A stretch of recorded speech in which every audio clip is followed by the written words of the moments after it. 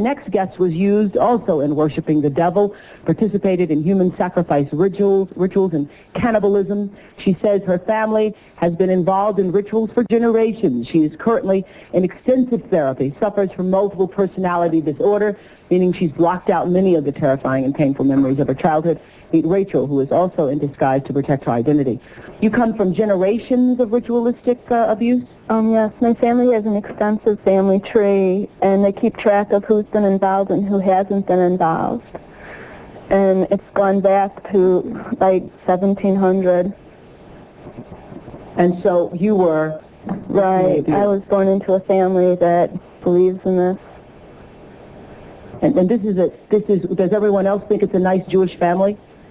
From the outside, you appear to be a nice Jewish girl? Definitely. And you all are worshiping the devil inside the home? Right. There's other Jewish families across the country. It's not just my own family. Really?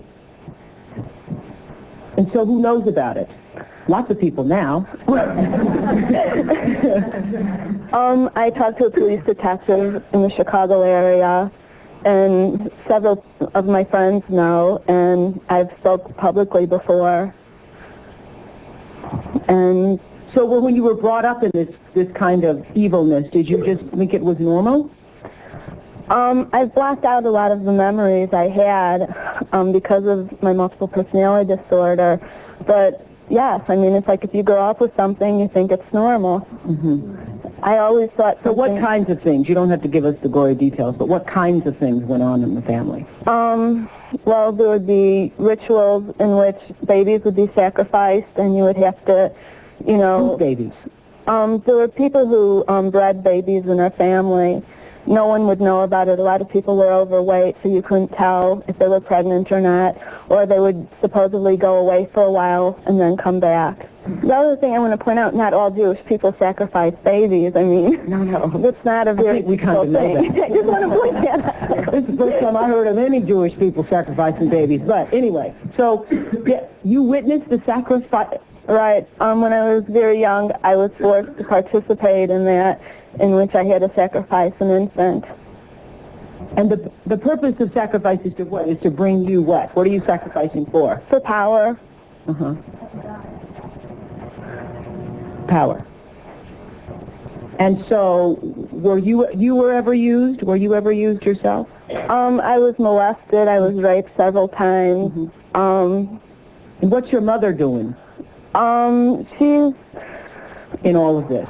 What's her role in all of this? I'm not exactly what her role is. I haven't, recovered all of my memories, but her family was extremely involved. Mm-hmm. She brought me to it. Mm-hmm. Both of my parents brought me to it. And where is she now? She's lives in the Chicago metropolitan area.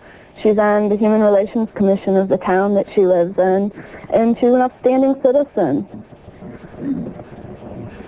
Nobody would suspect her. Were you raised with a sense of right and wrong, Rachel? Yeah. I mean, it's like I had both.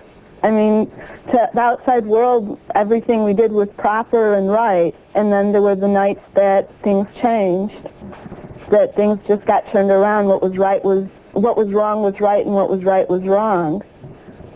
That's what helps to create somebody to develop MPD. Mm-hmm.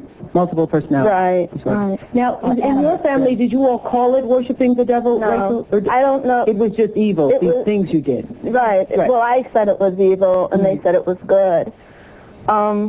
There's a book that I had just come across called Lilith's Cave, which is a book of Jewish mysticism and supernatural, and there's a lot in that book that relates to what I, endured when I was a child.